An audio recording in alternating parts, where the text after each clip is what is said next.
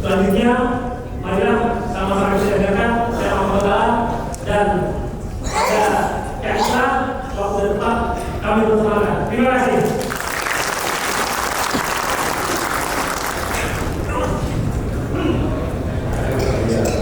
Bismillahirrahmanirrahim. Assalamualaikum warahmatullahi wabarakatuh. Allahumma shalli ala sayyidina Muhammad wa ala ali sayyidina wa maulana Muhammad. Yang saya hormati Bapak dan Ibu juga, kemudian juga beserta seluruh jajaran. Mohon maaf saya tidak bisa sebutkan satu persatu karena saya harus salah karena menghafal. Kemudian Bapak dan Dim dan Ramil beserta seluruh jajaran dan seluruh yang hadir dalam majelis ini dari Babinsa. Kebetulan saya belajar di Amerika kurang lebih sekitar 4,5 tahun. Saya agak berbalik Bapak sekalian dari Bapak sekalian. Kalau orang belajar Islam itu ke Timur Tengah, saya kembali ke Amerika. Tapi kebetulan terdiri dari sekolah yang saya masuki ini, waktu itu masih berbentuk institut, sekarang sudah college.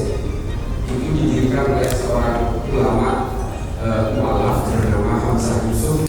Beliau ini muridnya Ibnu Bayyah dari Mauritania yang berbasis Ahlussunnah wal Jamaah dan tasawuf, dan saya belajar tentang filsafat dan sejarah Islam.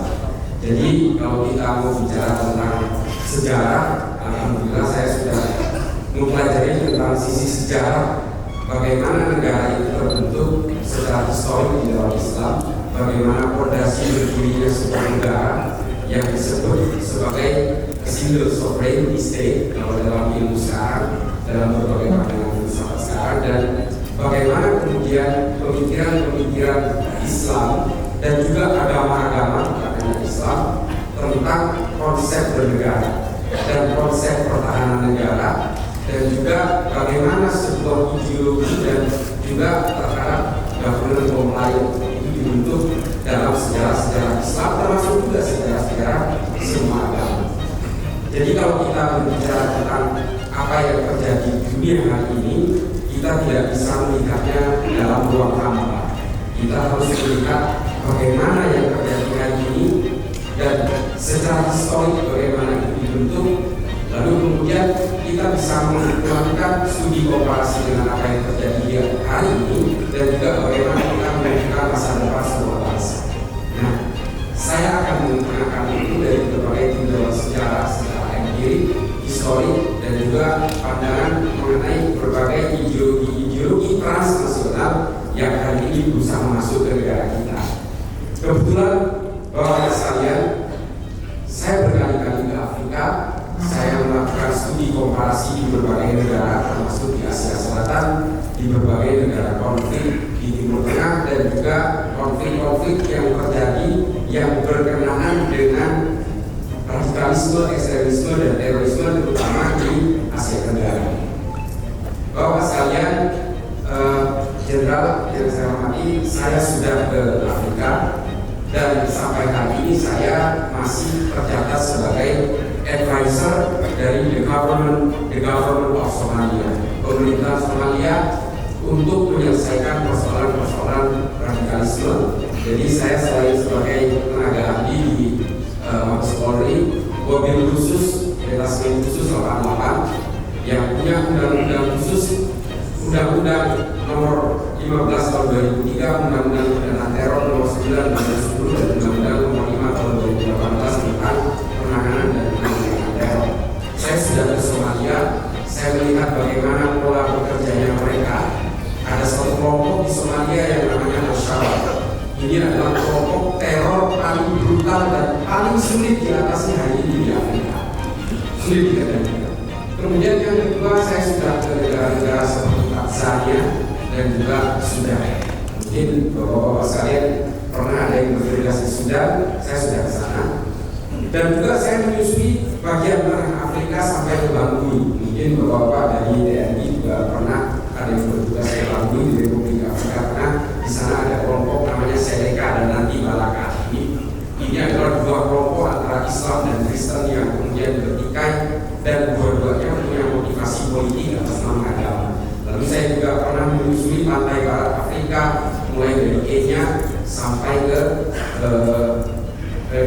Syria dan juga ke Liberia di Monrovia.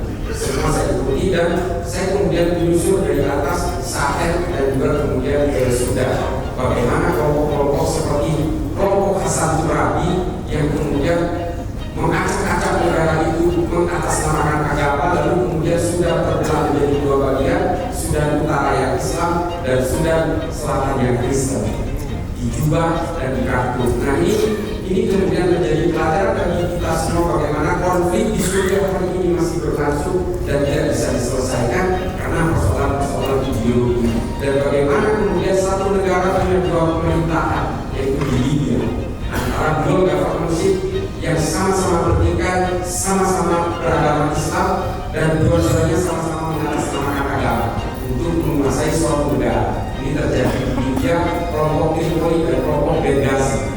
Dan kemudian kita bisa membedah berbagai gerakan-gerakan ideologi transnasional, bagaimana kemudian tentara dan kepolisian di Pakistan yang kemudian disusupi oleh satu kelompok bernama Lashkar-e-Taiba yang kemudian memecah belah dan membuat satu permusuhan yang sedikit permanen antara tentara dan polisi, antara tentara dan tentara, polisi dan polisi. Nah, ini memang menjadi satu kajian yang sangat utama. Dan mengapa di Asia Tenggara hari ini kemudian hanya 3 negara yang sibuk dengan terorisme: Thailand, Filipina, dan Indonesia. Kita harus bisa melihat peta secara global bahwa ini adalah bagian dari power shifting global strategy game. Nah, kita akan membedah semua itu untuk membuka kepada Bapak Ibu sekalian, Bapak-Bapak sekalian, bahwa disinilah kemudian saya bisa menemukan kesimpulan yang sama bahwa kejahatan apapun yang mengatasnamakan agama akan selalu berkesan terhormat, termasuk juga kejahatan-kejahatan politik dan kejahatan-kejahatan terhadap negara.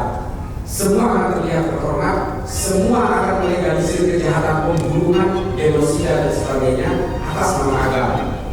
Dan kita akan membedah apakah kelompok-kelompok yang mengkhianati negaranya itu hanya muncul hari ini. Saya mulai dari pada zaman Nabi Muhammad ketika memimpin di Madinah. Di Madinah muncul sebuah enklat yang berusaha untuk mengkhianati negaranya sendiri, yang disebut dengan kelompok bernama, pimpinannya namanya Musailamah Al-Kazzab. Lalu dia membuat satu negara dalam negara yang terkonsentrasi di sebuah tempat di Yamamah. Hari ini Yamamah ini dekat dengan Riyadh. Kelompok yang bernama Musailamah Al-Kazzab ini kemudian menjadi kerikil dalam sepatu kepemimpinan Nabi di Madinah.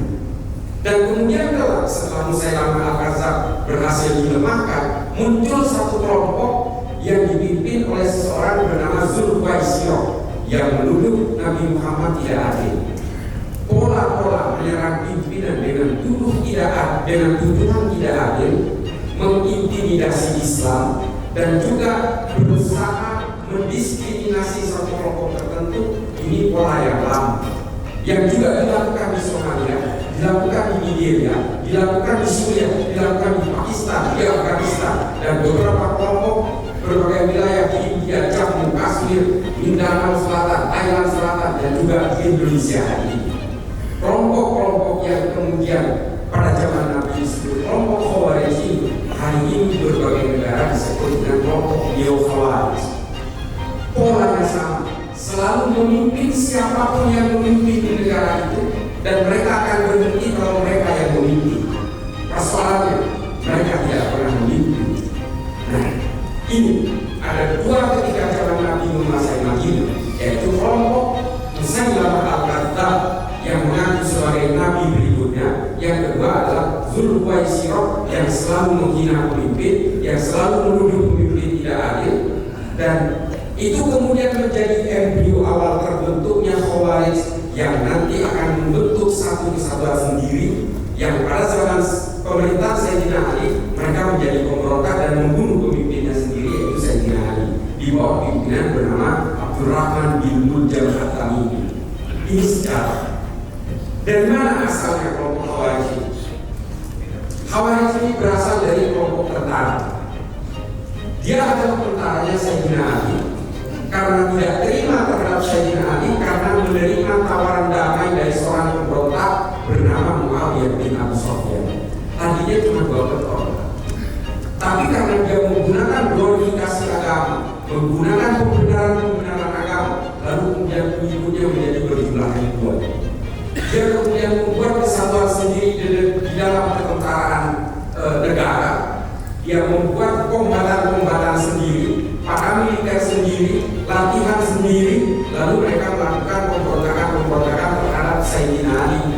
bin Abi Thalib, dan kemudian dia mengkafirkan Sayyidina Ali bin Abi Thalib, lalu kemudian Sayyidina Ali bin Abi Thalib dibunuh ketika sedang menjadi imam sholat subuh di Masjid Jami Kufah, Iran.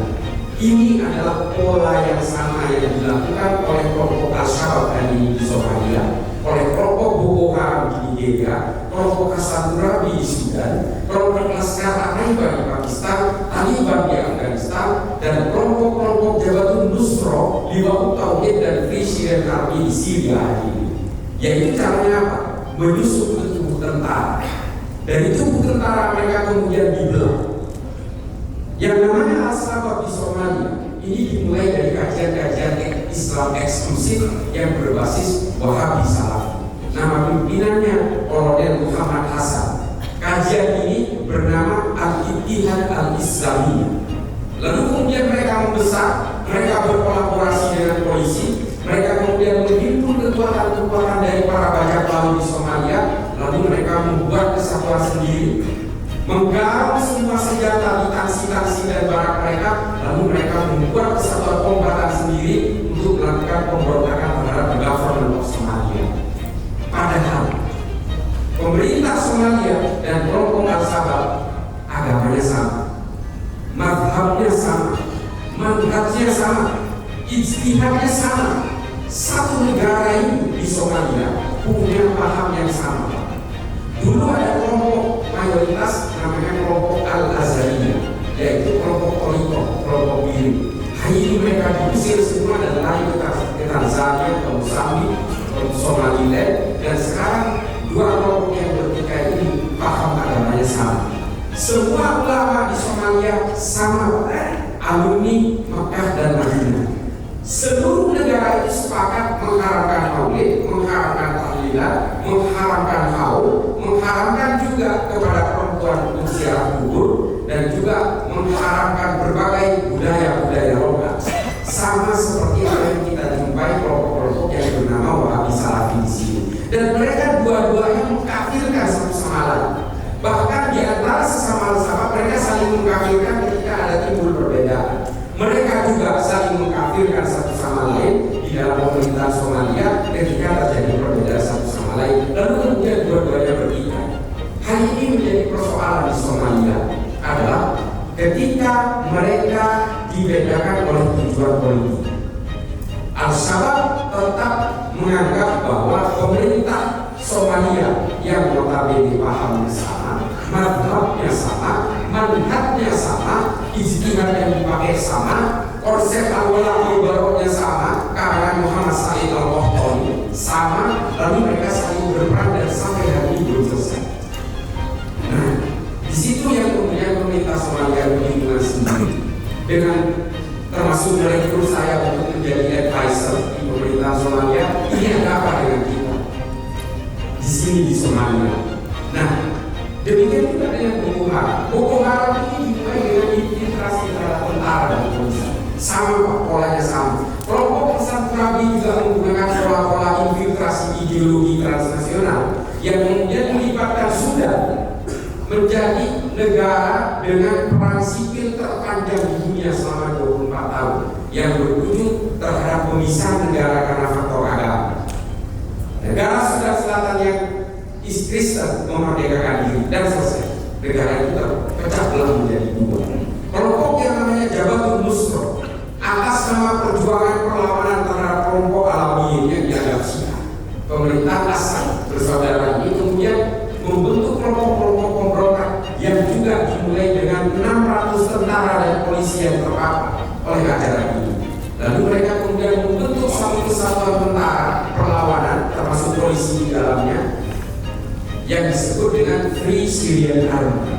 Perang itu hari ini antara pemerintah dan Free Syrian Army masih berlangsung. Demikian juga di Pakistan. Tentara-tentara di sana dan polisi di sana semua bermusuhan karena persoalan tujuan-tujuan politik.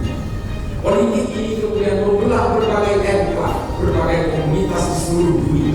Kepentingan-kepentingan politik juga pernah melibatkan Islam membunuh sesama orang Islam, Kristen membunuh sesama orang Kristen, orang Hindu, orang Buddha saling bunuh sesama orang Hindu dan orang Buddha. Politik kemudian membelah-belah berbagai etnis.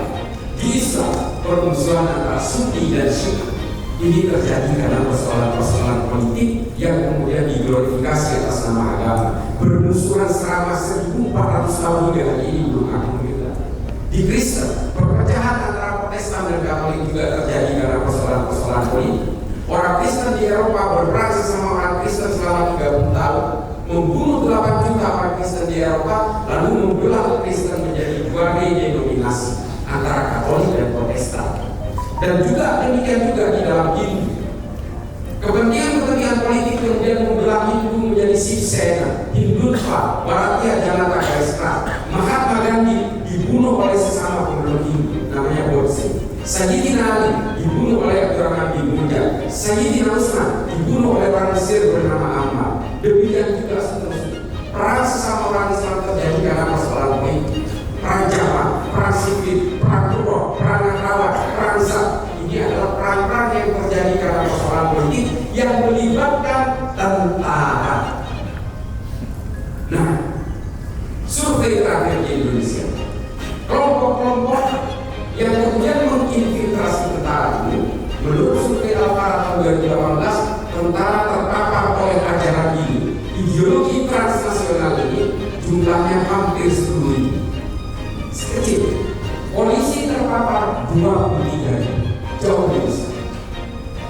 Secara kuantitas tentara jauh lebih besar, tapi yang terpapar lebih sedikit. Masih ya, notabene itu aman. Tapi polisi 23.000 Pak. Makanya di polisi hari ini sudah terbentuk satu kelompok polisi dalam polisi, namanya Polisi Cinta Sunnah. Di TNI juga sudah terbentuk TNI Cinta Sunnah. Mengapa kita kemudian merasa gelisah dengan keyakinan ini? Kita bukan gelisah oleh keyakinan yang belum. Bodoh amat, silahkan memeluk keyakinan apapun. Satu hal kuncinya, jangan pernah mengkafir-kafirkan orang lain yang berbeda, termasuk orang yang seagama. Kelompok yang bernama Wahabi Salafi ini cenderung mengkafirkan siapapun yang berbeda, bahkan ustadz sesama Wahabi Salafi pun mereka saling menyalahkan. Contoh seperti yang terjadi di Somalia, terjadi di Pakistan. Kemarin di Pakistan Pak, ada masjidnya polisi dibom, pelakunya juga polisi, sesama Laskar Taiba. Coba bayangkan, persoalan-persoalan politik kemudian membawa kita semua ke dalam berbagai kelindahan-kelindahan kepentingan negara-negara luar yang kemudian memanfaatkan kebodohan-kebodohan umat beragama.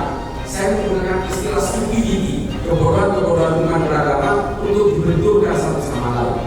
Kita tidak boleh menafikan, tidak boleh terlalu menyepelekan bahwa banyak sekali operasi-operasi intelijen yang beroperasi di Indonesia sehingga menggunakan berbagai enklave kekuatan masyarakat untuk kemudian dibenturkan satu sama lain dengan metodologi proksi-proksi.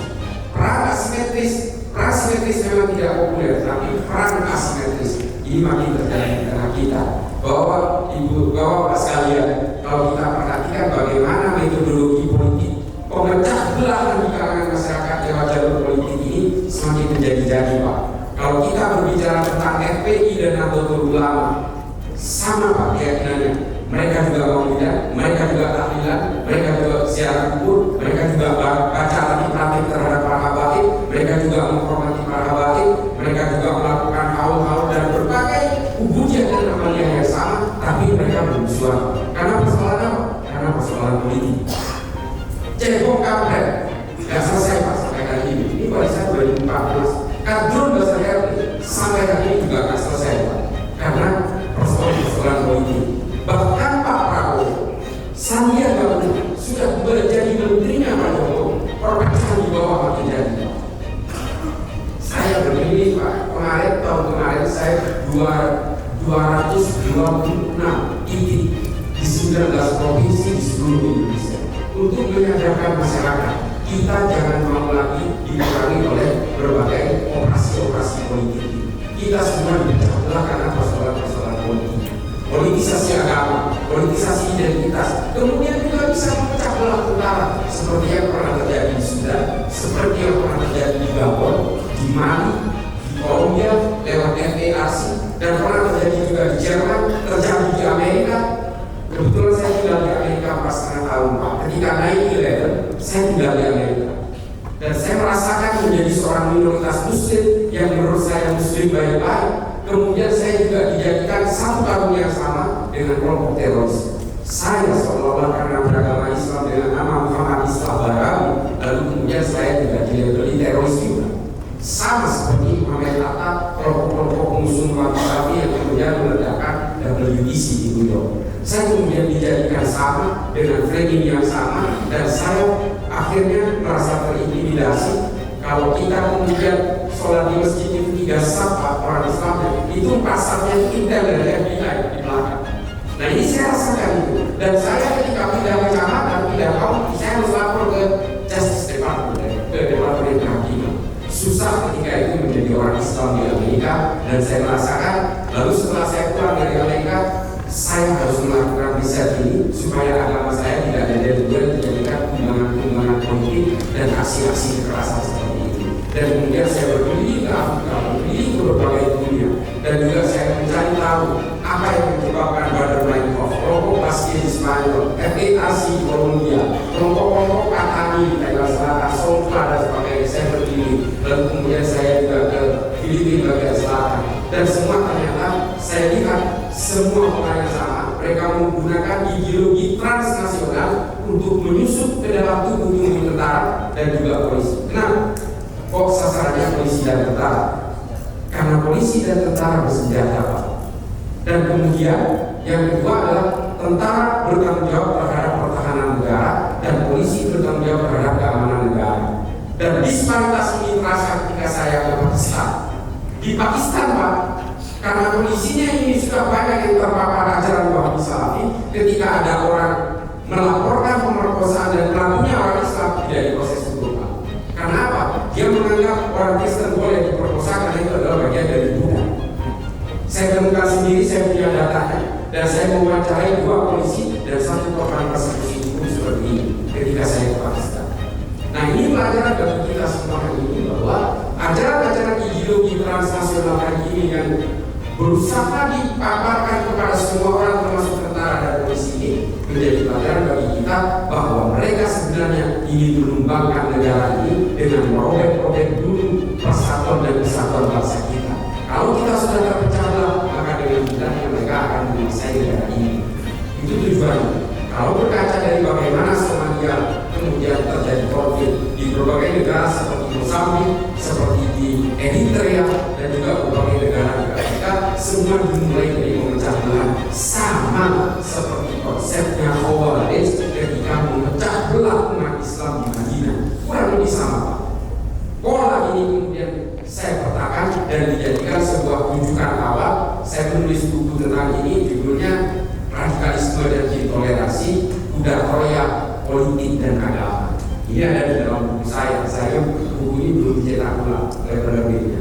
Tapi pada intinya adalah apa yang ingin saya sampaikan, Pak. Mungkin di tentara sendiri hari ini dan juga di polisi, saya sering juga menggambarkan ini. Sudah banyak orang yang menganut ajaran eksklusif. Banyak, Pak. Bahkan ada yang memaksa berjenggot. Di tentara juga ada, Pak. Bahkan celananya dicingkrang. Kita bukannya tidak mau, Pak, dengan itu, tapi bagaimanapun kepatuhan terhadap aturan-aturan internal di TNI maupun Polri ini harus diikuti, Pak. Karena bagaimanapun ideologi transnasional selalu melakukan infiltrasi kepada setiap individu atas nama agama. Dan kalau sudah atas nama agama, semua akan pernah. Jangankan hanya lewat ideologi, urusan uang pun kalau atas nama agama gampang, Pak, itu gampang sekali. Orang menghipnotis orang lain atas nama agama gampang. Atas nama agama kemudian muncul disobedience, subordinasi di TNI maupun di Polri. Ini perbincangan yang sudah sering saya lakukan bersama Pak Asad ketika beliau menjadi pangdam di Jakarta, dan beliau paham dengan paham-paham seperti ini. Dan mereka kemudian seolah-olah ingin menciptakan kesatuan sendiri di dalam kesatuan. Ini penyakit lama, dan pola ini juga terjadi di berbagai negara, bukan hanya dalam kelompok-kelompok ideologi yang berbasis yang mengatasnamakan Islam. Ini juga terjadi di berbagai ideologi yang mengatasnamakan agama lain, termasuk kelompok-kelompok pemberontak yang ada di Peru, di Chile, di Argentina, di Brasil, dan juga di Meksiko, semua menggunakan jubah-jubah agama dan membaca simbol-simbol kesalehan. Dan ini kemudian yang meluluhlantakan berbagai kesatuan-kesatuan tentara, sehingga ketika tentara terpapar, pertahanan negara dengan sendirinya secara evolusioner akan melemah. Kalau mereka menginfiltrasi keamanan secara evolusioner, negara juga akan mengalami pelemahan. Termasuk juga kadang-kadang dibenturkan antara TNI dan Polri, antara tentara dan polisi. Ini pola yang sama Pak yang dilakukan oleh Jabhatun Nusra lewat Frisian Army di Suriah Pak. Makanya kadang-kadang justru polisi dan tentara saling adu tembak di Suriah, di Al-Hol, di Rokok. Ini juga terjadi ketika mereka harus berperang bersama melawan ISIS, mereka juga berperang sama lain antara sesama tentara, antara polisi dan tentara, polisi sesama polisi, ini saling berperang. Nah ini memang adalah pola-pola agitatif yang kemudian memecah belah semua satu kesatuan itu dengan tujuan apa? Melemahkan negara. Nah semua ini berangkat dari apa? Ideologi. Baik Hizbut Tahrir, baik Ikhwanul Muslimin, baik Wahhabi Salafi, maupun berbagai gerakan-gerakan kontemporer di negara kita seperti FPI misalnya, atau kelompok-kelompok yang mengatakan sebagai kelompok kiri bukan hanya berbasis Islam yang bernama anarko-sindikalisme. Ini semua menggunakan pola pemecah belah, pola pemecah belah yang bernama Divide et Impera. Ini juga bukan yang dilakukan oleh Belanda, pola-pola falsehood, firehood dan sebagainya. Ini dilakukan Pak, terutama lewat jalur-jalur politik. Makanya ketika kita berbicara politik, ketika kita berbicara tentang ideologi transnasional, semuanya punya tujuan yang sama. Mereka semua punya tujuan politik. Kelompok teror di Indonesia, JI, JAD, JAK, JAT, JAS, MNI, MIT, MIB, NII, Khilafatul Muslimin, ini semua punya tujuan-tujuan politik yang sama. Kelompok-kelompok pengusung Wahhabi Salafi ini juga sama Pak tujuannya, ingin menghomogenikan semua orang di Indonesia, lalu kemudian menghegemoni Indonesia sesuai dengan tujuan mereka. Apa? Negara agama. Sudah pernah mengalami ini tahun 1983. Ini mana Pak? Kalau saya ngomong begini, biarin aja. Bapak tinggal ini semua buku yang bicara. Karena saya baca buku 1000 halaman per bulan. Jadi ini semua adalah sendiri Pak.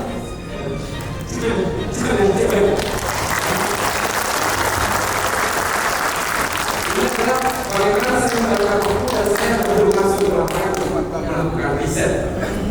Sudah pernah mengalami tahun 1983 di bawah kepemimpinan Presiden Ja'far Nureini. Dia kemudian mengubah hukum negara Sudan menjadi hukum hudud, hukum syariah. Setiap orang yang mencuri dipotong tangannya. Setiap orang yang minum alkohol dirajam. Setiap orang yang berzina dirajam sampai mati. Perempuan yang menjual diri untuk kebutuhan seks maupun ekonomi lalu kemudian dipancung sampai mati. Ini kemudian membuat Sudan menjadi pengekspor pengemis bertangan buntung terbesar di dunia. Mereka tidak perlu baca sejarah bahwa Sayyidina Umar pernah mengampuni pencuri kota yang kelaparan. Kata Sayyidina Umar ketika itu, hukum yang ketat tidak bisa dikenakan apabila rakyat masih banyak yang kelaparan. Kalau orang yang kelaparan ini juga dikenakan hukum yang ketat, maka seluruh negara ini tangannya akan buntung semua. Dan itu kejadian di Sudan. Sampai hari ini kalau bapak-bapak yang pernah merokok, kalau ada orang komunis di pinggiran Ismail, Kecil, Jarwal dan sebagainya bertahan buntung, itu komunis dari Sudan. Kalau ke Afrika Selatan ada komunis di Durban, di Johannesburg atau di Cape Town, ini semua dari Sudan. Karena memang akhirnya semua orang yang kelaparan itu terpaksa mencuri dan ketika undang-undang berkata yang harus dipotong tangannya, dipotong tangannya dan buntung semua. Bayangkan kalau supir truk lalu kemudian dia disangka mencuri muatan truknya, diadili, terbukti, dipotong tangannya, dia nggak bisa lagi menjadi supir truk. Ini kemudian menjadi persoalan-persoalan yang merobek-robek intimasi sosial dan pemberdayaan ekonomi. Artinya apa? Jangan kemudian atas nama agama seolah-olah ini akan menyelesaikan semua persoalan. Tidak juga. Persoalan-persoalan peradaban manusia tidak bisa dihambat dengan haram dan halal. Peradaban manusia selalu berjalan dengan logikanya sendiri. Lalu kemudian hari ini ajaran-ajaran yang mengharamkan bank konvensional misalnya, apakah kemudian tidak mengirim kita menjadi orang-orang munafik sementara kita memakai uang kertas setiap hari untuk berbelanja, padahal ini juga produknya Bank Indonesia. Ini logika dasar, ini peradaban. Makanya kemudian Nabi Muhammad mengatakan bahwa kita Islam ini DNA-nya bukan DNA politik. Nabi Muhammad tidak mewariskan Islam, terutama Islam agama yang saya kenal, tidak pernah mewariskan persoalan-persoalan politik kepada umat. Umat saya hanya ingin diwariskan dengan dua hal. Satu, akhlakul karimah. Yang kedua, rahmatan lil alamin. Makanya kemudian ketika Nabi Muhammad wafat, tidak mewariskan nama suksesinya. Makanya kemudian Sayyidina Umar dan Sa'ad bin Ubadah ketika Rasulullah wafat, jenazahnya pun dimakamkan, dua orang ini mengusulkan berebut untuk menjadi penggantinya Nabi. Kenapa? Karena Nabi tidak mewariskan nama A, B, C, D untuk penggantinya beliau. Kenapa begitu? Kalau kita ditanya, karena memang Islam tidak diperuntukkan bagi warisan-warisan kepentingan politik.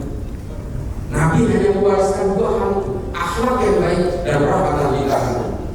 Nah, oleh karena itu banyak sekali orang kemudian hari ini berislam dengan berbagai tujuan politik, kemudian dia menjadi brutal, ekstrim, teror dan sebagainya.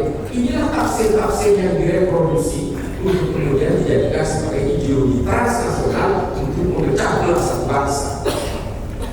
Paham-paham yang namanya khilaf kemudian muncul dalam berbagai harokat, gerakan-gerakan hari ini menjadi partai politik demi mewujudkan khilafah manhaj nubuwah konon. Nanti saya katakan bahwa ini bukan buatan Tuhan, ini bukan warisan Nabi Muhammad. Khilafah ini adalah warisan bangsa Romawi. Namanya apa? Respublika Romana, monarki absoluto, concilium plebis. Ini adalah sistem-sistem politik yang dipakai oleh bangsa Romawi jauh sebelum orang Islam menggunakan sistem khilafah. Ini kemudian kalau soal khilafah Pak, saya mau debat 2005 enggak usah makan, enggak usah tidur, sejauh itu pas.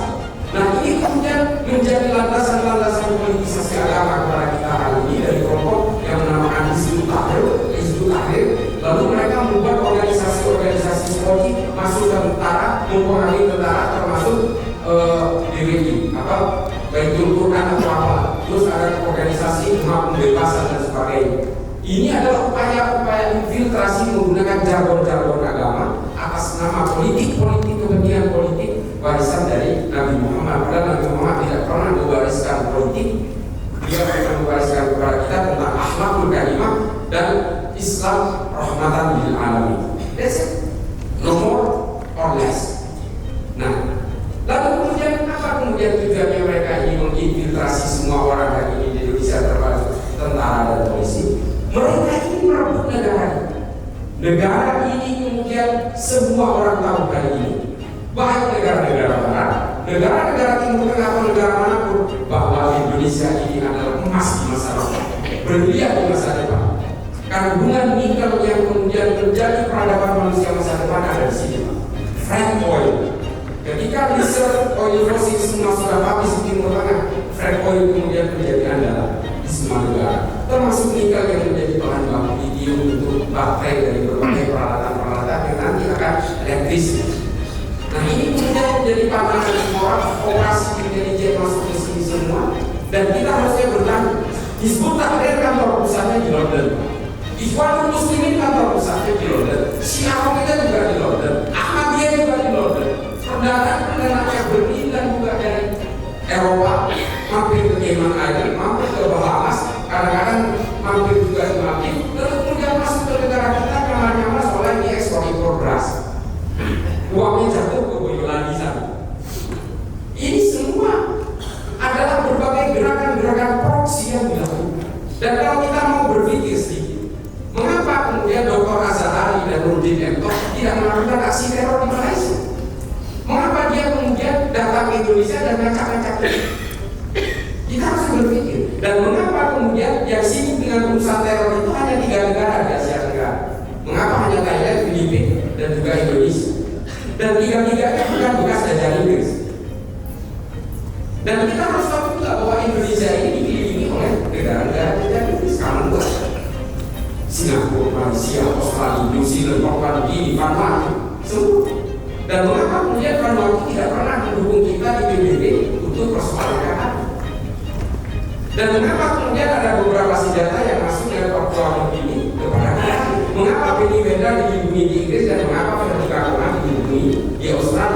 Dan mengapa Hizbut Tahrir Indonesia juga kemudian dirapatkan di sini lalu kemudian didirikan di Bogor? Mengapa di situ ada nama Australia, ada Selandia Baru, ada Inggris, ada Papua Nugini, Vanuatu, Singapura, Malaysia? Kita harus berpikir semua bahwa kita semua ini berusaha betul-betulkan sama-sama lain dengan berbagai mimpi-mimpi politik untuk kemudian dipecah belah, dan setelah kita semua terpecah belah, maka negara ini tinggal mencaplok. Hari ini kebetulan saya aktivis Nahdlatul Ulama. Saya kalangan Nahdien sejak lahir, dan saya merasakan pemecah belahan di kalangan Nahdlatul Ulama juga terjadi lewat figur-figur dan oknum-oknum yang mengatasnamakan kebaikan.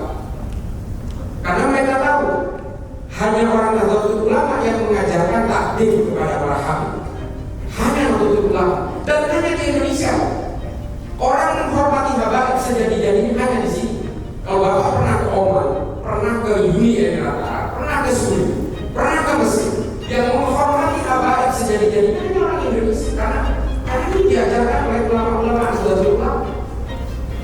Dan kemudian apa? Mereka tahu kalau Nahdlatul Ulama ini ada di para habaib, lalu dibuatlah oknum-oknum kafir untuk kemudian mencaci maki ulama. Ini adalah proksi-proksi yang tanpa disadari bahwa kita semua ini bercakap. Mereka tahu Nahdlatul Ulama itu organisasi Islam terbesar di dunia dan terbesar juga di Indonesia. Dan hari ini semua tercaplah, ada itu garis lurus. Bahkan di Muhammadiyah muncul beberapa fraksi. Ini bisa dibuktikan. Ketika satu organisasi sudah mulai membesar, ini akan menjadi sasaran agitasi untuk terpecah. Dan kalau kita mau tahu mengapa Wahabi ini kemudian dieksploitasi ke berbagai negara oleh Arab Saudi, Muhammad bin Salman, Pangeran Saudi sudah mengakui bahwa dulu diminta oleh negara-negara Barat untuk diekspor ke negara-negara Islam untuk menandingi pengaruh komunis dari Uni Soviet ketika masa perang dingin. Dan ketika itu Arab Saudi baru menemukan minyak dan menjadi OKB, orang kaya baru. Lalu kemudian teknologi untuk lifting cost mengangkat minyak ini dibantu oleh Schlumberger dari Prancis, Halliburton dari Amerika, dan berbagai teknologi logging system dari Inggris. Lalu kemudian mereka minta, oke, kamu sudah saya bantu dengan teknologi untuk mengangkat minyaknya, maka ajaran Wahabi ekspor ke seluruh negara Islam dengan biaya. Supaya apa? Menandingi pengaruh komunisme ketika komunisme masih berjaya di Uni Soviet. Nah ini kemudian yang terjadi. Artinya aliran-aliran berbagai ideologi transnasional tidak pernah lepas dari kepentingan politik, dan sasarannya pasti Pak, tentara dan polisi. Kalau melihat pola yang saya kunjungi ke Afrika bagian timur, tengah dan barat, semua menggunakan pola yang sama. Yang namanya Hasan Turabi ini Pak, dulu Mursyid Toriko. Mursyid Toriko ini aliran tasawuf yang tidak mau sama sekali berhubungan dengan politik. Ketika dia berhadapan dan berkenalan dengan ajaran yang namanya Wahabi Salafi, lalu dia menjadi orang Wahabi dan berhasil menyembunyikan Osama bin Laden selama 3,5 tahun sudah. Dan sejak saat itu kemudian orang Sudan berkenalan dengan hakimnya takfir, menghakimi orang lain yang berbeda dan mengkafirkan sekaligus. Ini basisnya Wahabi Salafi. Saya tidak gerah dengan pemahaman orang lain yang berusaha dianut, tidak. Tapi ketika dia sudah mulai menghakimi orang lain yang berbeda dan mengkafirkan sekaligus, suatu saat dia akan menghalalkan darahnya. Dan setelah dia menghalalkan darahnya, dia akan terpapar teroris. Hari ini yang kita kenal ustaz-ustaz seperti Khalid Basalam, Safi Basalam, Firan dan sebagainya, Abu Jawad dan sebagainya, ini adalah pintu pembuka. Produk akhirnya nanti adalah orang-orang yang ingin melakukan pemberontakan terhadap berbagai perbedaan yang dihadapi. Semua akan begitu Pak. Bahkan disobedient, ketidakpatuhan di dalam tentara pun kalau sudah terpapar itu, maka dia akan merasa dibenarkan oleh Tuhan untuk berjenggot meskipun itu melawan terhadap aturan kesatuan. Ini dalam skala yang paling kecil. Ini bukan jenggotnya kayak saya yang tinggi sini. Saya masih meyakini kata-kata Imam Ghazali yang mengatakan bahwa semakin panjang jenggot orang, letaknya semakin kecil. Ini kata Imam Ghazali. Makanya kalau cuma tipis-tipis seperti ini ya oke lah. Saya juga berjenggot ini sunnah. Tapi kalau sudah segini Pak, tentara pula atau polisi pula, ini adalah alamat. Alamat artinya apa? Dia sudah Ustaznya berpangkat kapten akan jauh lebih dihormati daripada komandannya yang rigid. Percaya saya, itu akan nanti akan subordinasi. Dan itu menciptakan disobedience, ketidakpatuhan. Itulah mengapa Polri sudah punya aturan internal, tidak boleh anggota Polri memeluk ajaran Wahabi Salafi, namanya Perpol nomor 7 tahun 2022. Mudah-mudahan Pak Guru sudah memulai wacana ini akan membuat aturan yang serupa di Angkatan Darat. Mudah-mudahan Pak Kasat juga akan sedang roadmap ke sana. Ada beberapa yang sudah menghubungi saya karena kebetulan mungkin beliau tahu yang membuat salah satu perumus Perpol nomor 7 di Polri itu adalah saya. Salah satunya dari beberapa orang. Nah ini berangkat dari pengalaman saya ketika saya melakukan berbagai studi komparasi ke berbagai negara konflik dan ke berbagai negara yang dimana infiltrasi paham ideologi transnasional ini lebih menyasar kepada tentara dan polisi. Bukan khusus pada tentara. Kalau di Afrika Pak, polisi itu tidak apa-apa. Mereka bukan stronghold. Yang stronghold kalau di Afrika itu tentara. Makanya mereka lebih fokus menginfiltrasi tentara. Makanya kalau kita lihat Boko Haram atau Al-Shabaab atau kelompok-kelompok di daerah-daerah Sahel, pemberontak-pemberontaknya, teroris-terorisnya itu memakai baju tentara dan senjata dari tentara di masing-masing negara. Nah, yang paling terakhir adalah mengapa kemudian kok seolah-olah yang radikal ini kok hanya orang Islam? Nah ini pertanyaannya. Setiap kelompok teror yang berbasis kekerasan Pak, selalu menunggangi agama dengan pemeluk agama terbesar di negara. Kalau kita mau tahu, teroris di India yang sering mempersekusi orang Islam dan orang Kristen itu agamanya Hindu Pak. Namanya kelompok Shiksena dan Bharatiya Janata Garis Keras. Kelompok yang kemudian mempersekusi orang Rohingya yang dianggap suku berbeda dan beragama Islam itu kelompok Buddha, namanya Asim Wirani. Jadi kalau kita berbicara tentang metodologi kelompok teror, dia akan menunggangi agama untuk melegalisir kekerasan-kekerasan yang dijalankan itu dan untuk mewujudkan tujuan-tujuan politiknya itu dengan menggunakan agama dengan pemeluk agama terbesar di negara itu. Kalau di Indonesia pasti yang ditunggangi Islam. Kalau di Amerika Selatan yang ditunggangi adalah Katolik. Kalau di Amerika yang ditunggangi adalah kelompok-kelompok evangelis dengan white supremacy, klub-klub Islam dan sebagainya. Di Spanyol mereka menunggangi Katolik lewat kelompok Basque. Di Jerman mereka menunggangi Protestan yang namanya Baader-Meinhof. Dan berbagai kelompok-kelompok itu selalu menunggangi dengan agama, dengan pemeluk terbesar di negara. Makanya tidak melulu orang Islam. Kelompok-kelompok teror ini juga menggunakan agama-agama lain dengan pemeluk populasi terbesar di negara. Kalau kemudian ada orang Islam, tapi kemudian berbuat kekerasan di satu negara padahal dia minoritas, itu biasanya separatisme. Nah ini yang harus dibedakan. Di Filipina, kelompok teroris Islam, padahal mereka separatis sebenarnya. Mereka ingin memerdekakan diri. Di India ada pelaku-pelaku kekerasan beragama Islam di Jammu dan Kashmir, tapi mereka sebenarnya separatis. Nah, di Indonesia kelompok-kelompok ini juga memecah ke dalam KKB, salah satunya dengan ada kelompok yang juga menunggangi agama di sana karena separatisme. Nah, ini kemudian yang harus menjadi perbedaan dari kita bahwa kalau satu kelompok ini menjadi radikal, tapi dia minoritas di satu negara, ini biasanya pemberontakan yang ingin memerdekakan diri. Dan ini banyak terjadi di banyak negara, termasuk Basque, termasuk juga white supremacy yang tidak mau ada warna kulit lain di Amerika, yang minta mengusir orang kulit merah, Cina, orang Asia semua diusir, dan hanya orang kulit putih yang berkuasa. Dan termasuk juga berbagai gerakan-gerakan teror yang terjadi di Amerika Selatan juga menunggangi Katolik, termasuk kelompok-kelompok kiri FDRC dan berbagai pemberontak di Peru, Chile dan sebagainya. Saya sudah bersama semua, termasuk Meksiko sudah saya datangi semua. Kantong-kantong pemberontak, kantong-kantong radikal, termasuk kantong-kantong narkoba itu adalah arah semua sudah saya datangi. Nah ini kemudian menjadi kajian kita, makanya saya berikan semua kisah-kisah ini adalah supaya kita satu. Kita harus punya pemahaman yang sama terhadap persoalan-persoalan radikal yang mengatasnamakan agama adalah bahwa kita semua ini apapun agamanya, apapun sukunya, kita semua diciptakan oleh Tuhan yang sama. Saya bilang, apapun agamanya, apapun sukunya, kita semua diciptakan oleh Tuhan yang sama. Apalagi yang Islam, kita meyakini Allah, Tuhan yang satu. Maka tidak mungkin Tuhan itu kemudian memecah belah seolah-olah orang Kristen diciptakan oleh Tuhan yang berbeda. Tuhan yang satu. Makanya Tuhan itu menciptakan sih. Dan saya menjadi Islam karena saya lahir dari orang tua beragama Islam. Kalau saya lahir di Meksiko, saya Katolik. Dan kelahiran itu bukan pula kehendak kita. Ini semua kehendak Allah. Lalu bagaimana dengan konsep keimanan? Ini yang paling terakhir. Kata Habib Ali Al-Jufri dalam kitabnya Al-Insaniyyah Qabla Tadayyun. Sebelum mengenal agamamu, kenal dulu manusia.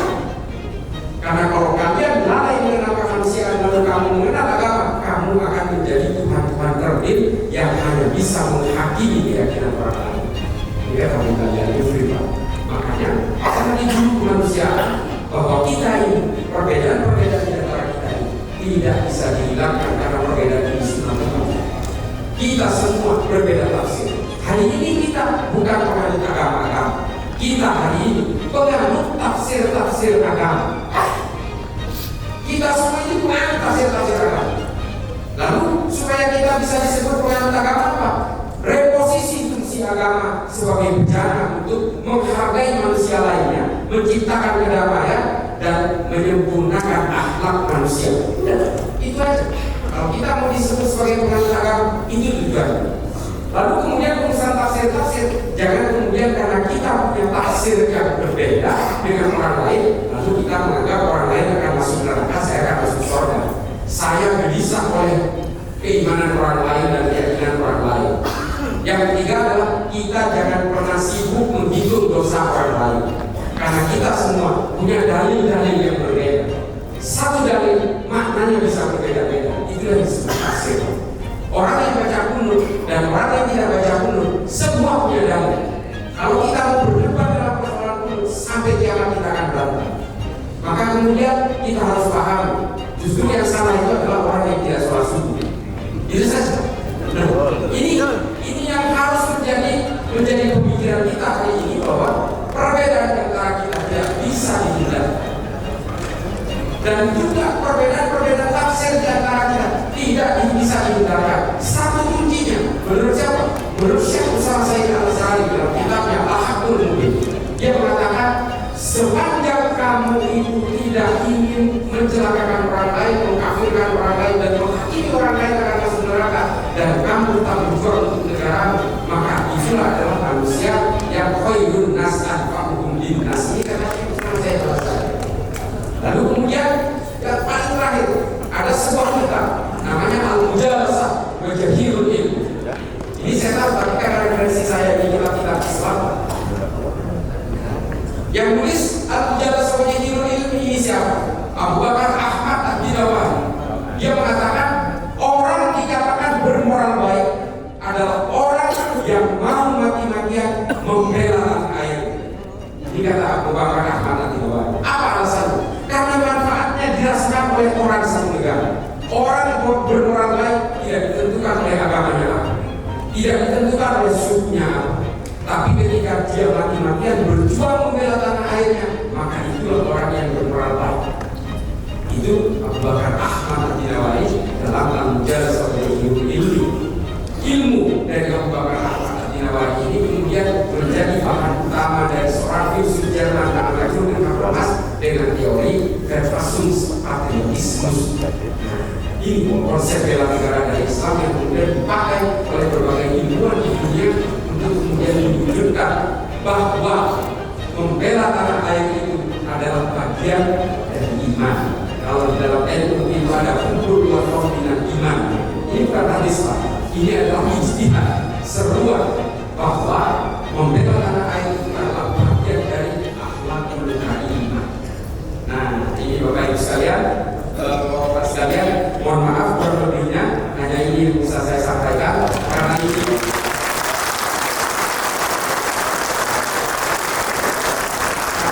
sementara saya agak sedikit serius, nggak ada bercanda sedikit.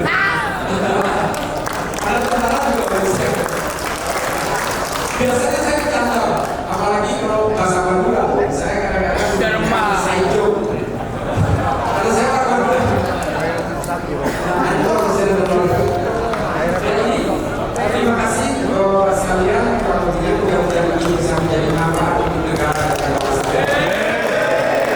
Kalau ada kesalahan, pastikan kami dari saya kami ibu. Kalau ada kebenaran datang dari Allah Taala. Akhirat ihdinas siratal mustaqim. Wallahu muwaffiq ila aqwamit thoriq. Wassalamualaikum warahmatullahi wabarakatuh.